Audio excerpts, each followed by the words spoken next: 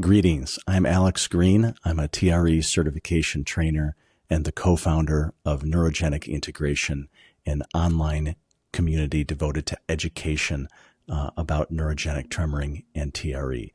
And today I'm going to reproduce a talk that I gave at a conference in Braşov, Romania earlier this year in April 2025. And it was a conference, interdisciplinary conference for bodywork therapists, many from the Upledger craniosacral therapy community, as well as related manual therapy and osteopathy fields. There were people gathered in Romania from all around the world for this multidisciplinary conference. In any case, I was honored to give a talk on tremoring and its role in manual therapy. And so but the talk wasn't recorded in a way that that succeeded. So I've decided to reproduce it to have a record of this material. So with that introduction, I will jump into my presentation here. Welcome, and I'm honored to be presenting here at the Linking Helping Hands Conference in Romania, and I was honored to be invited by the Upledger Institute of Romania and Mihaela Gugu. And the presentation I'm going to give today is called TRE and Bodywork, the Role of Neurogenic Tremoring in Manual Therapy. The founder of TRE, who was also invited, who couldn't come here in person like myself, but is joining us in spirit, and he produced a video for us to watch introducing this topic. So let me introduce you to Dr. David Berceli, who's the founder of TRE. I'll talk more about his background in a few moments, but he is a world-traveled field traumatologist and specialist in trauma, and he's the originator of the TRE method. So here's a little welcome video from Dr. Berceli. Hello there, I'm Dr. David Berceli, and I was delighted to be invited to your conference in Brașov, but I wasn't able to be there. But I'm very happy that Alex Green could come and represent us in TRE, which is tension and trauma releasing exercises, because he's trained in many different disciplines of body therapies. Additionally, he's been trained over 10 years in working with neurogenic tremors, which is what he's going to speak to you about and show you today in the workshop. He's well versed in understanding how to activate the tremors, facilitate their movement through the structure to provide actual relief and restructuring of an organism. TRE, simply understood, is focusing on the natural shaking mechanism in the human body as a direct access to the nervous system to reduce the physiological stress of trauma and then to affect the psycho-emotional component of trauma and help both of those to reduce simultaneously. The way I discovered this technique was I was living in a situation of political violence and war in the Middle East. I experienced many times tremoring out of fear myself, and I observed in many other people that they were tremoring from fear as well. I was taught that this tremoring was actually a dysfunction of the nervous system, but when I saw it activate so easily before, during, and after traumatic events, I questioned whether this shaking mechanism might in fact be advantageous to the human body and somehow useful as a way of reducing the excited charge of a traumatic event. Now, there are two processes involved in understanding the shaking mechanism in the human body. The first one is the automatic fetal response that the body goes into when it's experiencing fear or danger. The fetal response closes the body up to protect it. And since this is an autonomic response of the nervous system, it most likely comes from very primitive parts of the brain. This would mean it comes from the subcortical regions of the brain. This would be the hypothalamus, the brainstem, and the cerebellum. The reason this is important is because the shaking mechanism, likewise being an autonomic response of the nervous system must also come from subcortical regions of the brain and is directly connected to the nervous system. This would be the brainstem, the central nervous system, and the peripheral nervous system. Once we recognize this, we realize we could use a bottom-top approach to trauma recovery. And that means going from the body using the peripheral nervous system, communicating to the central nervous system, then going to the brainstem, then the hypothalamus. And this would help reduce the effects of the trauma from the body, as well as connecting to the psycho-emotional trauma. Since this is a bottom-top approach, it's invaluable that body workers would understand how to use this tremor mechanism, because it quite honestly gets activated through multiple modalities, which are designed to help slowly relax the body. And once the body begins to relax, this shaking mechanism, or this tremor mechanism called neurogenic tremors, should activate, and often does activate, quite spontaneously. Well, if the body worker understands how to use this, they can help facilitate its movement through the body just by additional body work interventions. So tension and trauma releasing exercises is precisely the process of introducing the tremor mechanism to body workers so they can help them understand how to observe the tremor mechanism and use it to actually make additional interventions in the bodywork therapy in which they are already trained. So it's simply adding another component to your skill level to help you understand both how to activate the shaking mechanism, how to observe it moving through the body, and how to observe interventions that would be useful in continuing to facilitate the movement of the shaking mechanism throughout the body as a way of reducing the stress, tensions, and anxieties of our clients. I hope this brief video has been helpful for you. I simply want to introduce to you the possibility of including neurogenic tremors in your skill level already as another tool that you can use to help your clients. So thank you for listening. I appreciate it, and best of luck in your trainings and your workshops. Wonderful. Thank you, Dave, for sending that video to give a wonderful introduction to TRE and how it might apply in bodywork settings. So just to emphasize a few background details, I want to highlight some of the ways in which Dr. Brașov discovered neurogenic tremoring and how that informs how the modality is developed in terms of how we use it today.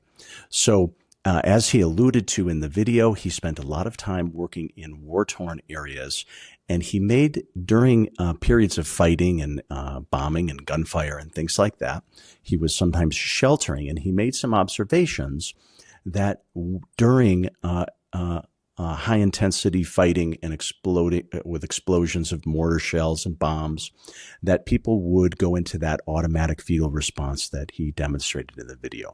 Regardless of their age, sex, religion, etc., everybody instinctively would go into that same patterned nervous system response of a protective posture.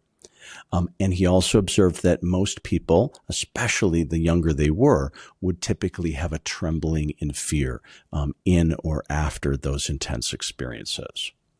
And he began to wonder for himself, if we have a genetically encoded response to threat and trauma in the form of contraction, the fetal contraction, we must also have a genetically encoded response to come out of contraction or come out of protection. Could it be that the biological function of shaking and tremoring is exactly that, to release the protective pattern and come back into safety physiology?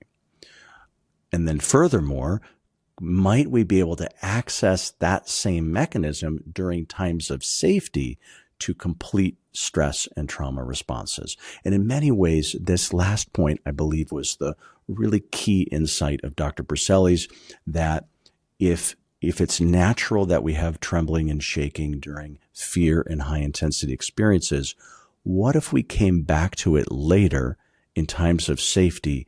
could that actually be of benefit? So I'll show you some videos that might help us understand how this hypothesis played out. A couple of other just simple details about the methodology in its development was that Dr. Brașov was frequently alone or part of small teams. He was often working with many people at the same time. He was often in an area and then he would have to go to a new area. So one of the key advantages of working through the body and facilitating tremoring by inducing the tremor reflex was that now he could teach people a methodology of inviting the tremoring in the context of safety, where they could do it on their own. They could do it even after he left. It could be an ongoing practice. People could learn to be local facilitators. In many instances, this was helpful as an alternative to one-to-one psychotherapy, which is a model that doesn't apply in all cultural settings. Just a bit about myself and how I came into TRE and neurogenic tremoring. I'll just share briefly my personal story going back about 15, 20 years when I was receiving Rolfing structural integration bodywork to try to resolve a hip pelvic sort of dysfunction. I had a spontaneous tremoring experience on the bodywork table during several of my sessions, and I had never heard of anything like TRE, and the bodywork therapist didn't know anything about TRE other than that they had seen this kind of tremoring discharge before. And so way later, I trained in structural integration myself and began a practice, and I began to see the same phenomenon, the phenomenon of spontaneous tremoring in the legs or other parts of the body as seemingly a discharge process.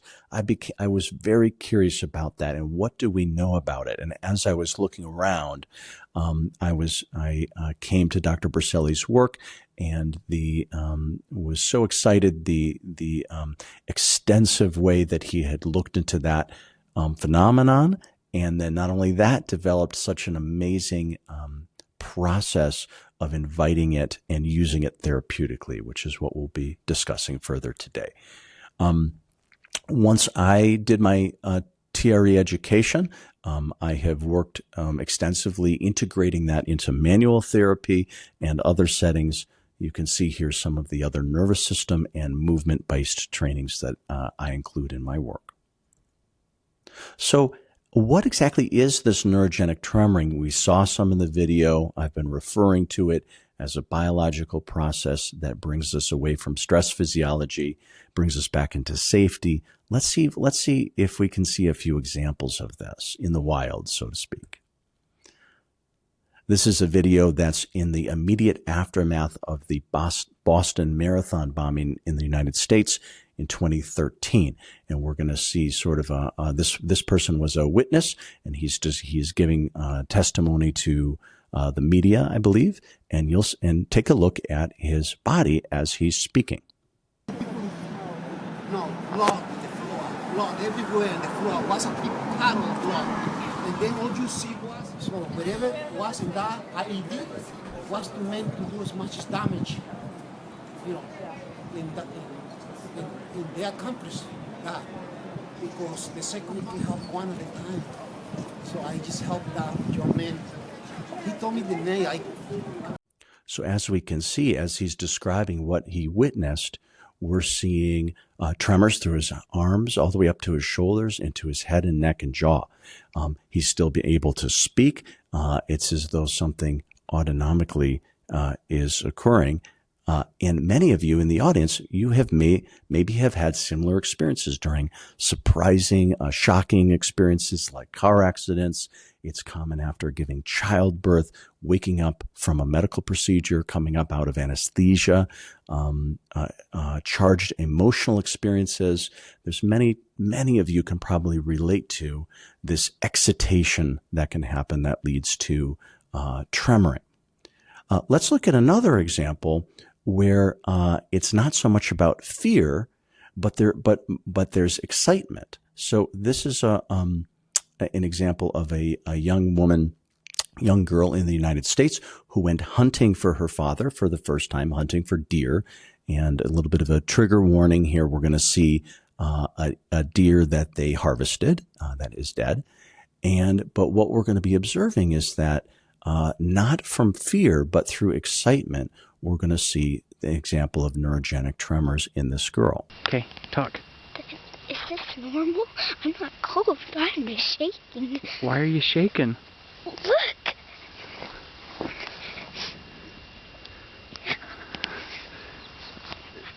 Are you sure you're not cold? I'm not cold. Oh my gosh. Oh, it's normal. So, Is this normal? So again, she doesn't know what's going on. Her father may not know what's going on, but there's not fear. This is an example of an excitation in the nervous system enough that it's leading to this neurogenic tremor reflex.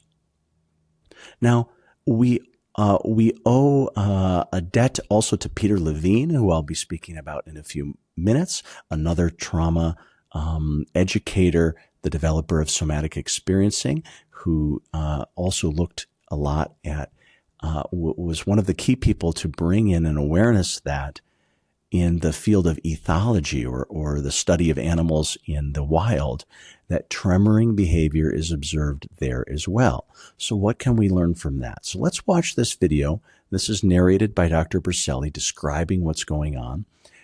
What we see here is a predator and a prey animal. The predator is a cheetah, and the prey animal is an impala. And here too, this looks like kind of an intense nature scene.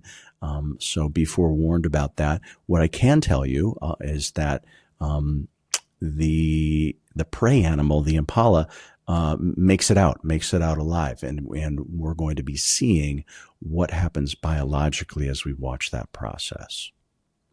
This impala has been caught by a leopard and appears to be lifeless. However, when baboons chase the leopard away, we will watch the impala come back to life.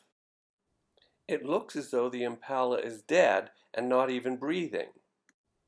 But after a short while, we can see the diaphragm starting to move and the impala starts breathing. As we watch this, the diaphragm moves larger and larger. You can see this by the way the belly is moving in larger and larger movements. The impala is slowly coming back to life. And the natural freeze response that was activated in the impala for the sake of survival is now beginning to let go, and the nervous system is returning to normal. Once the respiration has been restored, you now see the neurogenic tremors, which is an autonomic response in mammals and humans, activate itself. Mammals allow this to activate without inhibition. Initially, the tremor mechanism looked very disorganized, but as we watch, the animal is slowly coming back into reorganization, and you'll see the tremor mechanism calming down. There is more organized pattern through the structure as the myofascial tissue comes out of the freeze response and figures out how to reorganize the animal again into a healthy state.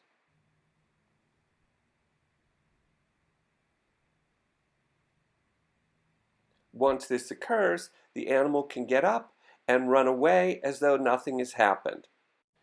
This same mechanism exists in humans, and that's what tension and trauma releasing exercises is all about. So what we saw here is an example of the threat response cycle, which is Peter Levine's language, which applies to mammals in the wild and applies equally to humans. And it's a description of the sequence of nervous system events that occur under threat, in this case, life threat. In humans, this might be, we may go through this threat response cycle due to physical threats, but also psycho-emotional threats as well.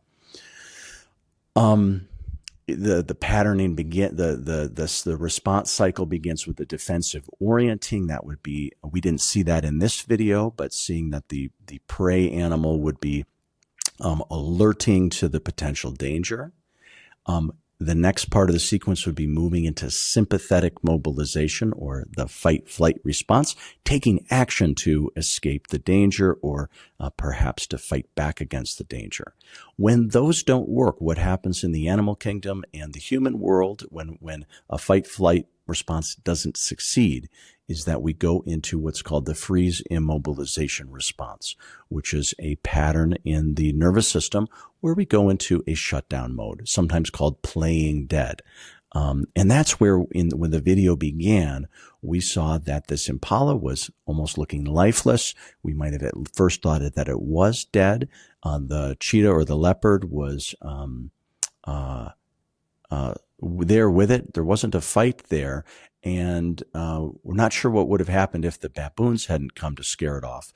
But in any case, once the leopard was chased away, then we got to see what's called the biological completion process. That's Peter Levine's terminology, which is a discharge and completion of fight-flight responses through tremoring, yawning, and changes in breathing. And Dr. Berselli did a beautiful job of describing that sequence, first with the big changes in the breathing and then moving into tremoring as we don't know how long that occurred because of the way the footage was taken, but the impala had sufficient time going through that tremoring response, and then seemingly then it was at the end of its threat response cycle called exploratory orienting response, curious awareness of environment experienced during safety. So we saw that the impala hadn't been injured, was able to neurobiologically complete the threat, and then came back into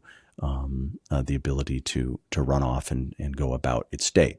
And the interesting thing that Peter Levine and others have observed is that animals in the wild, even who are frequently under life threat, like prey animals, they do not typically display the behaviors of post-traumatic stress disorder. Animals in captivity or under artificial conditions where they're not able to do follow the natural biological completion process, those animals can develop the symptoms of PTSD.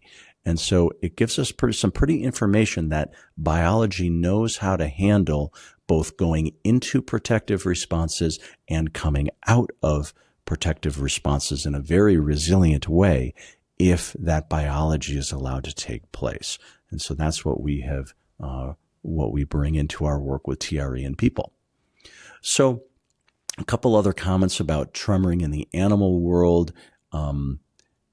Again, Peter Levine here, his comment, the key to healing traumatic symptoms in humans lies in our ability to mirror the fluid adaptation of wild animals as they shake out and pass through the immobility response and become fully mobile and functional again. Pretty much what we saw in that video. Dr. Elisabeth van Muggenthaler is a Dutch biologist who did some writing around the function of tremoring and discharge in animals. And she made the comment that from an evolutionary biology perspective, since these tremors involve an expenditure of energy at a particularly vulnerable time of physical stress, they would not do that. It would indicate that these tremors are somehow involved in a survival process. And she believes that for these tremors to have survived the evolution of the species, there must be a survival advantage to this behavior. Makes a lot of sense. Another researcher discovered that animals who were not allowed to successfully go through this tremoring process had reduced resilience to subsequent life-threatening experiences. That's what I was alluding to, where some of the studies involved baby chicks who were stressed in some way, but then prevented from flapping their wings and discharging. And then those chicks displayed poorer results the next time stressors came involved. So some interesting implications for human responses to stress as well. The other big framework, in addition to looking at animal studies, but another big framework that TRE relies upon for its theoretical understanding is using Dr. Stephen Porges's polyvagal theory, gives us a roadmap of the autonomic nervous system that helps us understand safety physiology, which is what's represented in the baseline here, fight-flight arousal, which is sort of the escalating activation energy on the curve, and then what's called the freeze immobilization process, where we saw that impala. And what we believe that we are doing with neurogenic tremoring as a discharge is we are returning to the physiological activation either of a fight-flight response or of a freeze immobilization response. And then the tremoring is bringing us out of the freeze response or down-regulating from a high sympathetic arousal response and bringing us back down to the safety physiology. So that is the effect of neurogenic tremoring when it's allowed to proceed, is to bring us back to ventral vagal baseline, or what we might call our, sort of our well-being safety physiology. TRE falls within a framework called bottom-up approaches or bottom-up somatic therapies. Dr. Bessel van der Kolk, the author of The Body Keeps the Score, has been one to greatly popularize this understanding that in stress and trauma situations, it's body-based therapies or bottom-up therapies, such as yoga therapy, tremoring in our case, bodywork therapies, that can play such a key role in helping to shift the brain response connected to tremoring. Connected to trauma. So, what are the uses and applications of TRE, tension and trauma releasing exercises? So, its origins, of course, is around trauma. Dr. Brașov was in war zones and working in natural disaster zones and working with it there. Still a major application of this work today.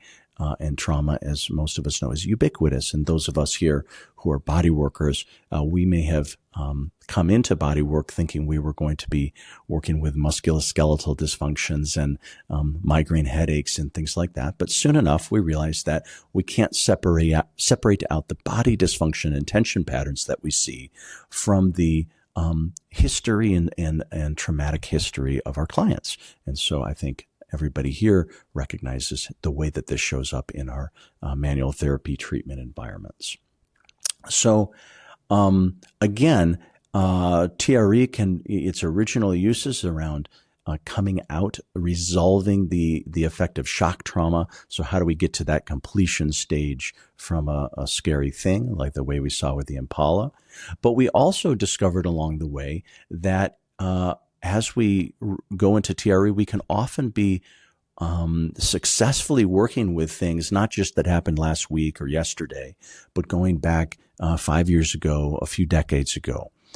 That's true from a trauma perspective, that we can help resolve the imprints of trauma from long time ago, but also that past injuries sometimes can be accessed. And an example that I frequently give from my own history was I had some repeated ankle strains and things as a runner in my youth. And when I started doing neurogenic tremoring, even though largely my ankle strains had healed, a lot of shifts and changes happened there. I actually re-experienced some of the pain connected to those injuries, but then there was a sort of a resolution, and any lingering pain that I had really went away. So it was actually the completion of an injury response in my nervous system, several decades after the time of the major injuries. This is common when we work with it therapeutically, that old injuries and we talk about big T traumas are, the really scary things that have happened in our lives. And then there's also the little T traumas, or sometimes what Dr. Brașov calls innocent traumas, that you don't even really remember. You fell off your bike, a bee sting happened, all these little things. An interesting thing about using TRE and tremoring is that we can sometimes remember and recall some of these seemingly innocent traumas. They might come to us in awareness as we're tremoring or afterwards. And it's as though the neurogenic tremoring can go backwards in time. Well, not really. It's more that the neurophysiology is still holding those imprints, but Tremoring can access them and resolve and release those patterns very, very usefully. So we also see Tremoring being very effective for stress and anxiety applications. For example, burnout from work environments, compassion fatigue from caregiving environments, or just general anxious breathing, anxious physiology can often be greatly settled. Sleep dysregulations can often be very much improved through the nervous system benefit. Chronic pain can often be well addressed through working with the nervous system, especially when there's been a physical reason for the chronic pain, but also when there's been an autonomic nervous system reason for the pain. Things like fibromyalgia, chronic fatigue. When used with care, neurogenic tremoring can play a big role in helping to resolve the nervous system dysfunction that perpetuates those chronic pain environments. And then lastly, at a structural level or a myofascial level, many of us here do myofascial related manual therapies, and tremoring is an amazing way to help to reorganize myofascial structures and improve body patterns in that way. I'll talk more about that in a few minutes as we keep going here. So I want to dig a little bit more specifically into the application of tremoring into the bodywork domain, which is what I've been exploring for the last decade. About a decade ago, this book came out just a few years after I became a TRE practitioner. This book, Shake It Off Naturally, is a compilation that Dr. Braşov authored. We're inviting chapters from professionals using TRE in different applications. And so I was invited to submit a chapter, and what I wrote about is exactly this topic we're covering today, which is why would a body worker want to be able to show a client how to turn on this neurogenic process, work with it successfully, see some things myofascially, and also give them a tool that supports ongoing changes. And I'll just read my own quote here. Only after a person relearns how to feel their tissue am I able to help them permanently let go of long-held attention patterns.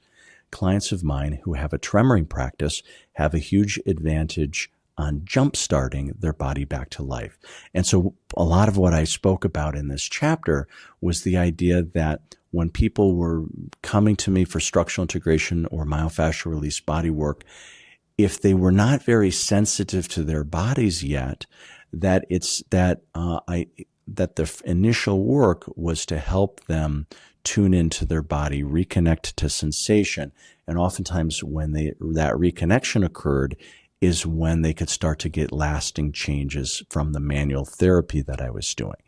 But what I found with TRE was that it was a massive accelerant, meaning that it could, what might take months of weekly sessions for me to really, really wake somebody up to their own sensation and nervous system could happen maybe in weeks, where we could do some tremoring. That person might tremor on their own at home, and the speed of them reconnecting to their biology and made it such that the manual therapy work I was doing had so much more benefit.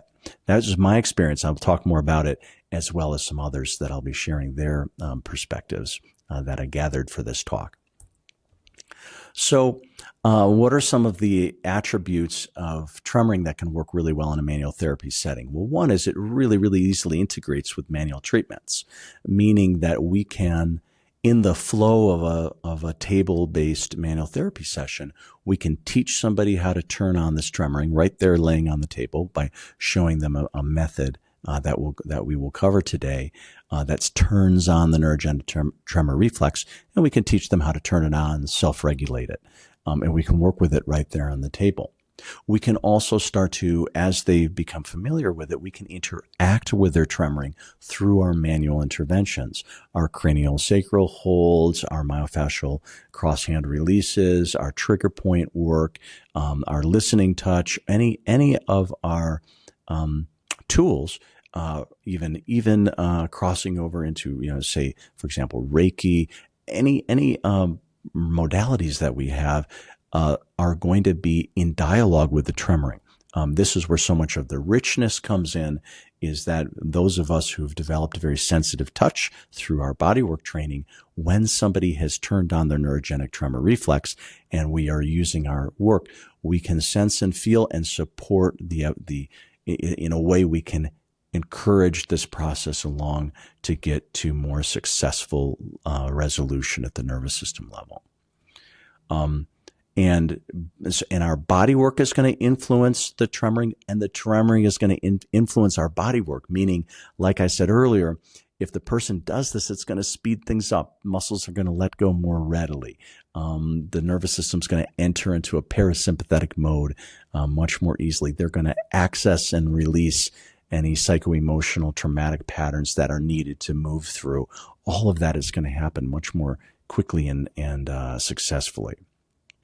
And it also gives us a pathway of really empowering them, that we've shown them that their biology has this fantastic mechanism that they can learn to work with on their own. They can work with you. They can take it into classes. It gives them a direction they can go with it.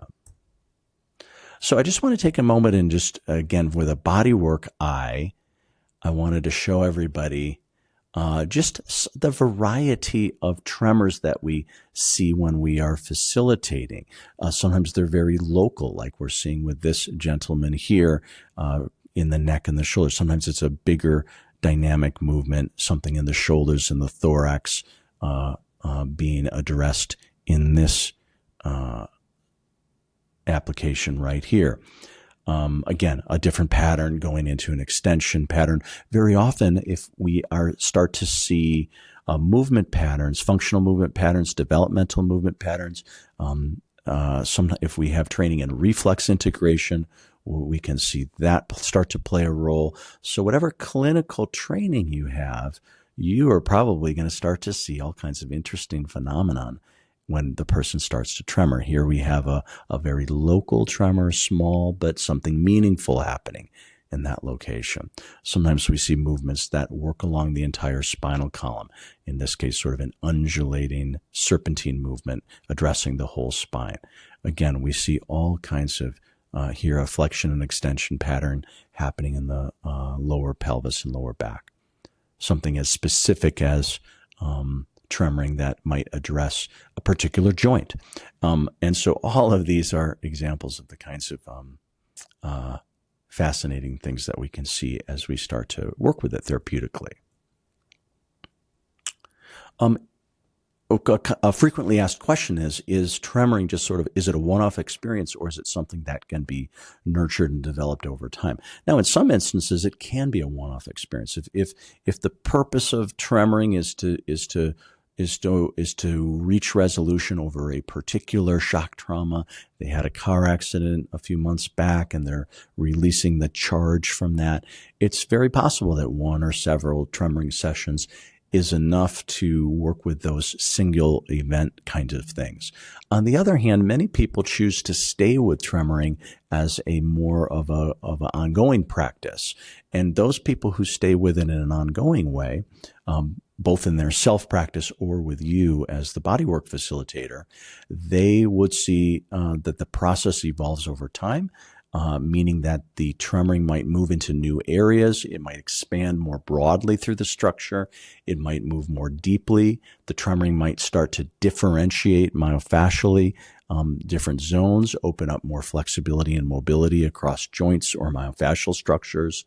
And in general, for people who stay with this process over a period of time, we see the tremoring move typically from a more chaotic or disorganized set of movements into something more fluid and harmonious. That lets us know that we're starting to see more coherence and more integration in the structure of the person that we're working with.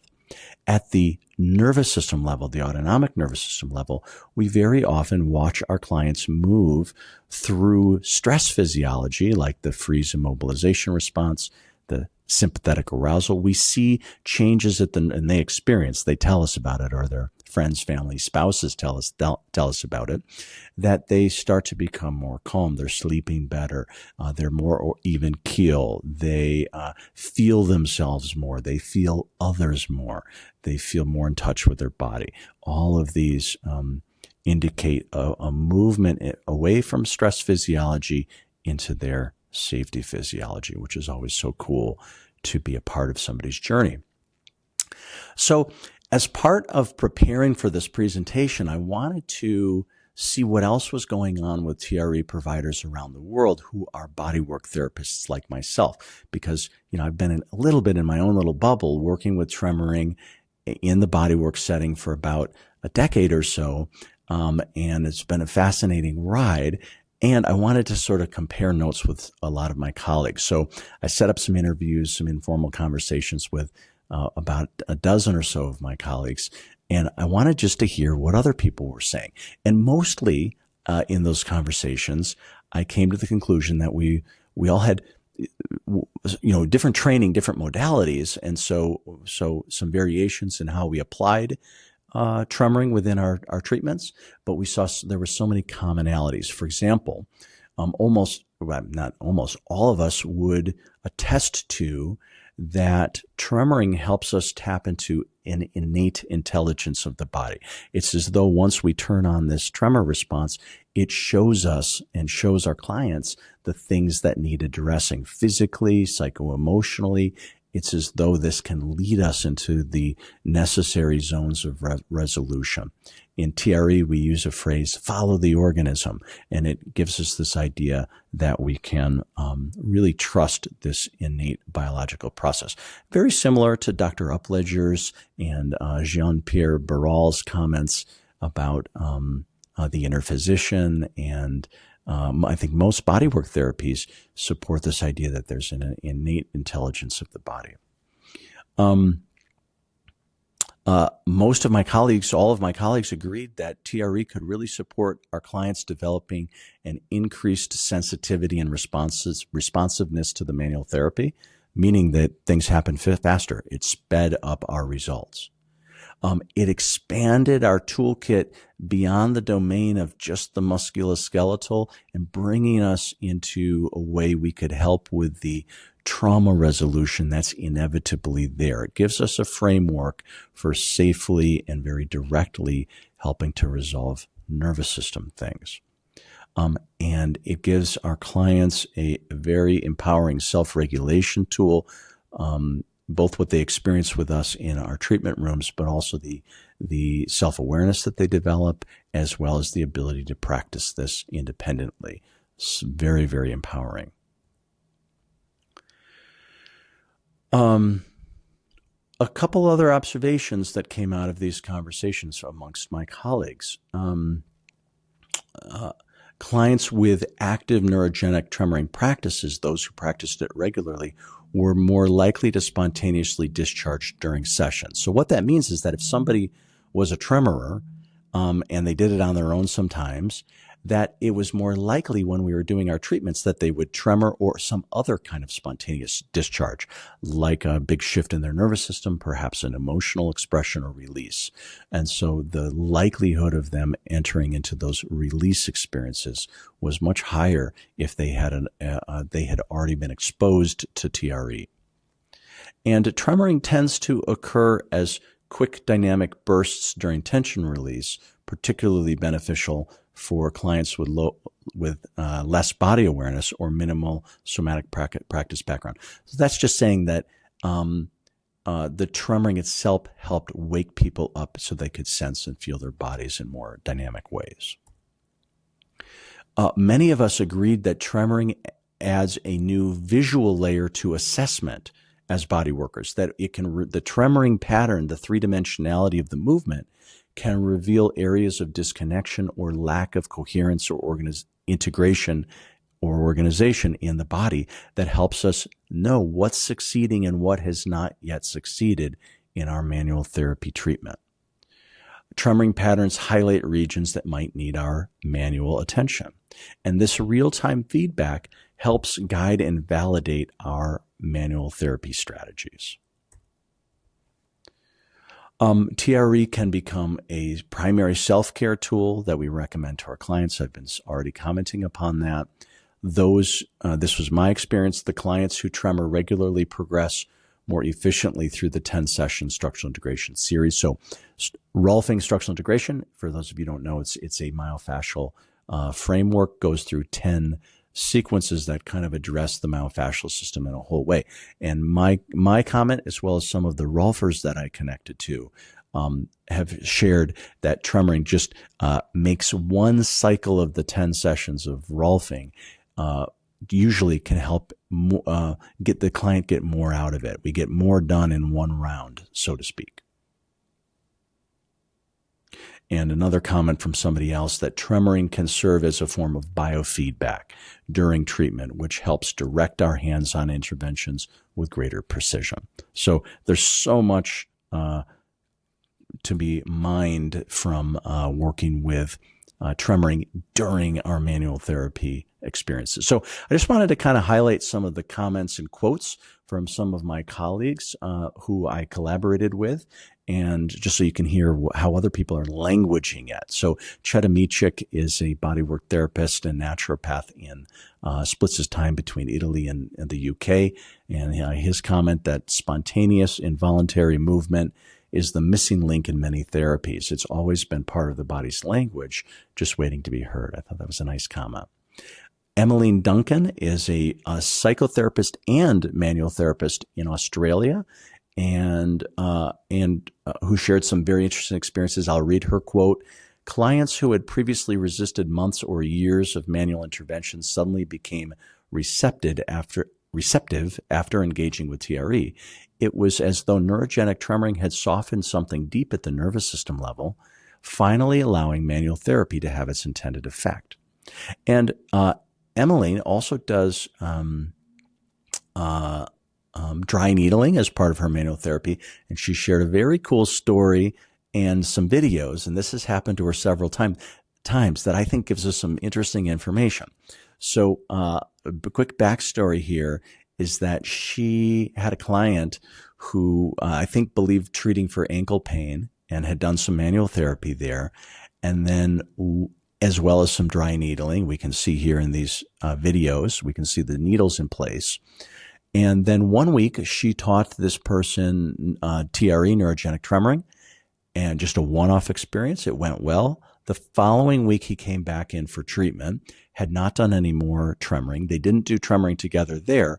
And when she put the needles in, even though it had been a week, she observed a pulsation and a vibration that there was, and you might have to zoom in on your screen to see it, but we can see a trembling or a vibration in the acupuncture needles that was not previously there. And so she's repeated this with, this I think is the same client over here. I'll show that video as well. That has happened with multiple of her clients. So again, just a summary, once the person has learned TRE, even if they didn't do it that day, she sees that when needles are applied, we start to see this vibratory process. Now, to me, that's pretty strong evidence that something has been set in motion at the neuromyofascial level that is persisting. Very, very interesting phenomenon that she shared with us here. Heather Wright is a Rolfing bodywork therapist here in Colorado, where I live. And her comment that neurogenic tremoring softens the fascial armor, deeply engaging neurological bracing patterns that often prove resistant to Rolfing alone. Once the tremor mechanism activates, structural integration often deepens significantly, creating more sustainable shifts. Jenna Anderson is a colleague of mine in Washington State, a craniosacral therapist, as well as a TRE person. Everybody here is a TRE person. And her comment that TRE feels like a natural extension of craniosacral therapy. Both rely on subtle awareness, deep listening, and allowing the body's innate intelligence to lead the process. I repeatedly see clients' cranial rhythms become more coherent, their tissues softer and more responsive after engaging in neurogenic tremoring. Kelly Curtis is a bodywork therapist in Portland, Oregon, working extensively trained in the Jean-Pierre Barral visceral manipulation and related manual therapy as well as craniosacral therapy and other things. And her commentary, you're not doing anything. You're just, oh no, she says that Jean-Pierre Barral says, you're not doing anything. You're just waking something up. And her comment, this is exactly what we do with tremoring, awakening an inherent intelligence that reorganizes tissues and nervous system patterns. Lena Schäufler is a German psychotherapist now living in Portugal. Not a manual therapist, but I had a good interview with her anyway about how she integrates her work in a psychotherapeutic, that we could have a whole separate talk about that connection. But her comments, the first time I experienced neurogenic tremoring, it was like discovering a deep hidden language my body had always known. The experience was profound. Something deep inside me shifted, opening a doorway to peace and stillness I'd never known before. So a very deep personal experience. And then my psychotherapy practice transformed completely after experiencing tremoring. Before, therapy was primarily cognitive, verbal, and interpretive. Now, I deeply prioritize somatic awareness, embodiment, and nervous system regulation, grounding therapeutic work firmly within the body. And she uses TRE with all of her psychotherapy clients. Martez Shembri-Diski is a craniosacral therapist and educator in Canada, working a lot with first responders and military. And her comments, first responders and military personnel often hold layers of unresolved stress and trauma. Craniosacral therapy offers a gentle, profound way to release restrictions, and TRE expands on that and gives them a practical tool they can carry forward independently, empowering their ongoing resilience. Richmond Heath is a physiotherapist and TRE certification trainer in Australia. And his comments, the first great liberation for me was realizing that when I get out of the way, my body can heal more, move more freely, and resolve things more effectively than I ever could with conscious effort. My role is simply to allow, not control. And then how that affected his treatment plans, I moved away from having a treatment plan to having an empowerment plan. My goal became about helping people to reconnect with their own body's wisdom rather than relying on me. So big changes in how he was using physiotherapy. Simba Stenqvist is a bodywork therapist and educator, TRE certification provider, trainer living in Chiang Mai, Thailand, originally from Sweden. And his comments, my body started to move in ways I had never imagined. I've worked with my body my whole life, and suddenly it was expressing things I didn't know were there. With TRE, you don't have to explain or even understand the story. If there's something to be released, the body will show you and let it go. And then Tree Wiseblood is a bodywork therapist and TRE provider in Australia, and who works a lot with attachment work and bodywork. And her comments, after giving birth, my body shook. I didn't know what it was, but it felt right, so I let it happen. Now I know it was my body recalibrating itself. That was her personal experience. And then professionally, sometimes during sessions, clients relive their birth. They slither off the table, eyes glistening, looking for the first gaze that they may not have received, and we meet them there. So anyway, just wanted to share some of these direct quotes of the experiences that some of my colleagues have had in their experience working with others. Another colleague that I want to highlight is Joel Began, who's a physical therapist based in the United States, and who, along with a team, put together a very useful research paper published in the International Journal of Therapeutic Massage and Bodywork back in 2022.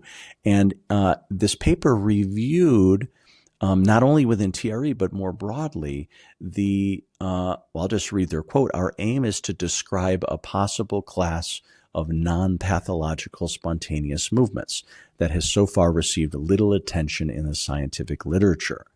These movements arise spontaneously without an underlying pathology such as Huntington's, Parkinson's, cerebral palsy, or spinal cord injury. Anecdotal evidence suggests that the movements are related to the development and maintenance of form.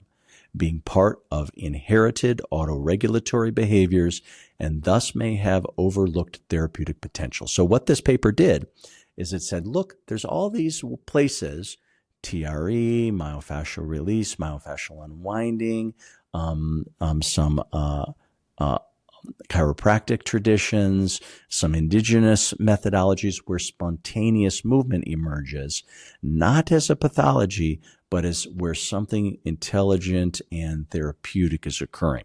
So and their commentary that we should be studying this more neurophysiologically to find out how can we harness this therapeutically. Really a fantastic paper.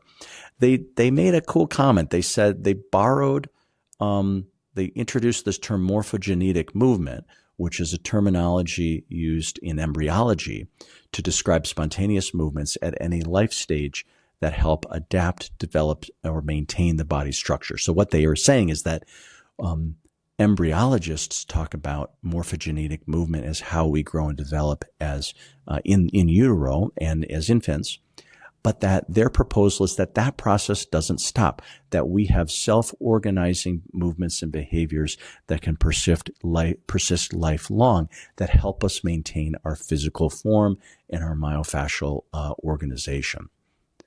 So these movements can help realign posture, relieve tension, and restore symmetry or mobility in the human structure. They propose that such movements may represent a lifelong body-driven process of self-maintenance, an ongoing form of morphogenesis. That's a lot of how we look at TRE. When somebody learns it, it's as though it becomes like brushing their teeth, both for their nervous system and for their myofascial system, something that can be used in an ongoing way to support body and nervous system maintenance. Chetamichik, who I showed earlier, shared with me this research and this kind of parallel that we can look at, that in utero, spontaneous movement is common. It's called myoclonic twitches, and we see movement patterns that are in many ways very similar to the kinds of spontaneous movements that we see in TRE. And again, kind of giving us this idea that maybe our morphogenetic movement, our myoclonic twitches, they don't have to stop in the very, very beginnings of our biological lives, but can be something that persists in an ongoing way. Stephen Levin introduces this concept of biotensegrity, which is becoming a big topic in the field, the myofascial research.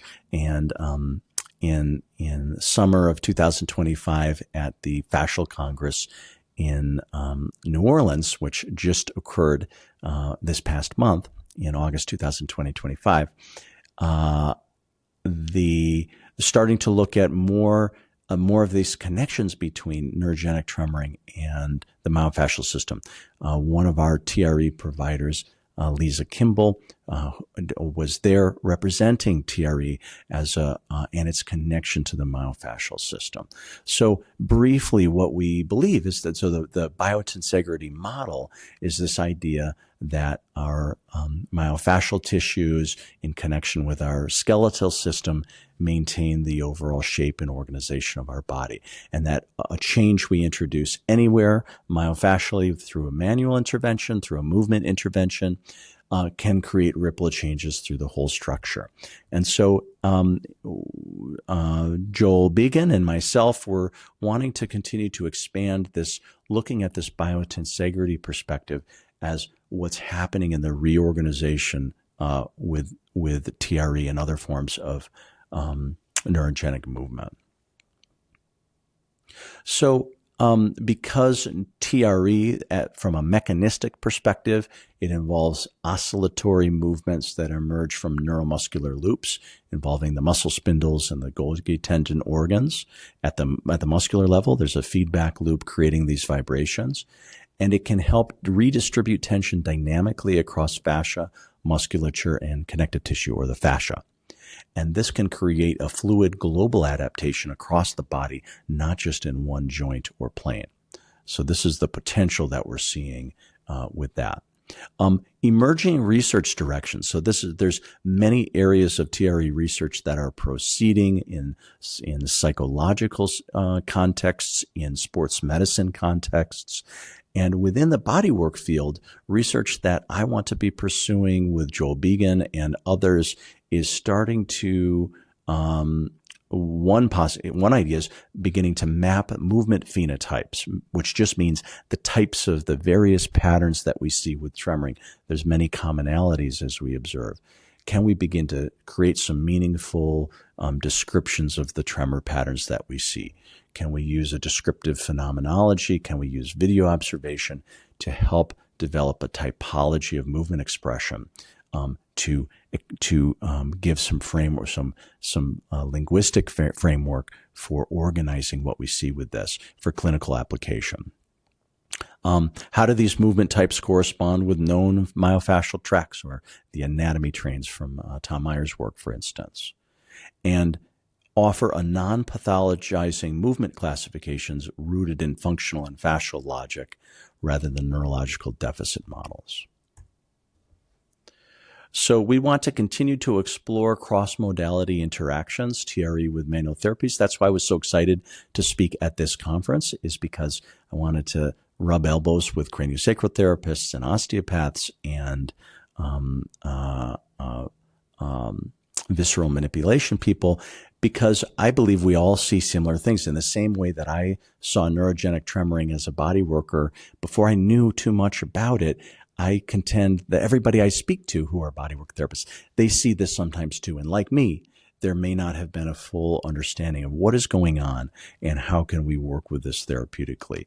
So an intention of mine is to continue to explore the integration of tremoring with other disciplines. And so I want to partner with many of you here in the room about exploring how tremoring can interact with your manual therapy work.